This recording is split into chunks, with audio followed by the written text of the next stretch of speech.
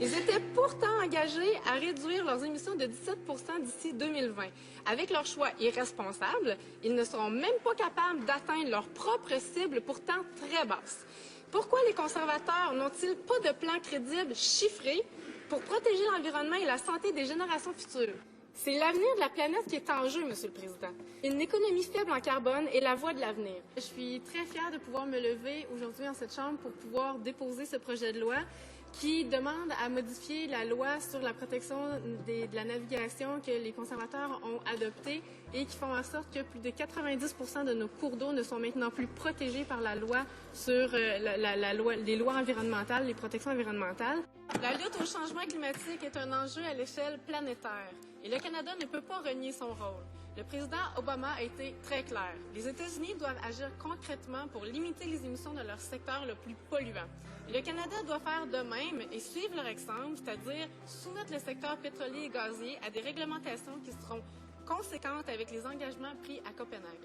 Pourquoi les conservateurs s'entêtent à refuser de réguler le secteur pétrolier et gazier et donc à affaiblir notre relation commerciale avec les États-Unis? Les changements climatiques sont une des plus grandes menaces à laquelle nous faisons face, Monsieur le Président. Et la solution du gouvernement est d'essayer de cacher son incompétence avec des opérations de relations publiques. Bravo!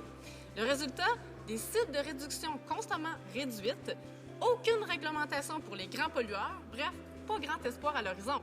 Est-ce que c'est un autre problème que le gouvernement va refiler à la petite fille du premier ministre ou va-t-il enfin agir pour notre planète?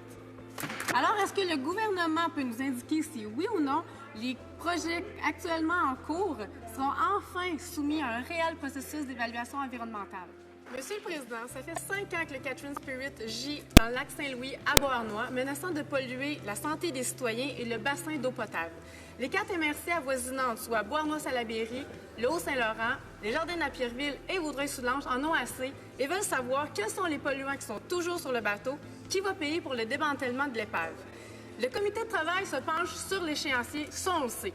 Mais c'est au ministre de s'engager à débloquer des fonds et à rendre public les polluants qui se trouvent toujours sur le bateau. Alors, qu'attend-il pour le faire? Et encore une fois, le crédit d'impôt pour le transport en commun a été retiré. Pour les investissements pour la lutte au changement climatique, 1,2 milliard de dollars coupés pour les changements climatiques dans les 2 prochaines années. Pourquoi? Il faudrait également qu'on ose ne plus investir dans des pipelines tels que Trans Mountain et il faudrait trouver des solutions avec des évaluations sur les progrès qu'on fait au Canada, sur comment on arrive à s'adapter au changement climatique et que tous les ministères, incluant le ministère des Changements climatiques, aient un plan digne de ce nom pour qu'on puisse atteindre nos objectifs de 2030. La lutte au changement climatique est l'affaire de tous. Tous les secteurs de l'économie doivent diminuer leurs émissions pour limiter le réchauffement de notre planète à 1,5 degré. Nous devons changer radicalement notre mode de consommation, nos habitudes de vie, nos transports en conséquence. Le fédéral a fait preuve de négligence grossière dans le dossier des changements climatiques.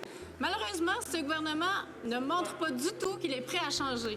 Il achète des pipelines avec l'argent des Canadiens et ils vont encore rater leur cible de réduction de gaz à effet de serre parce qu'ils n'ont absolument aucun plan.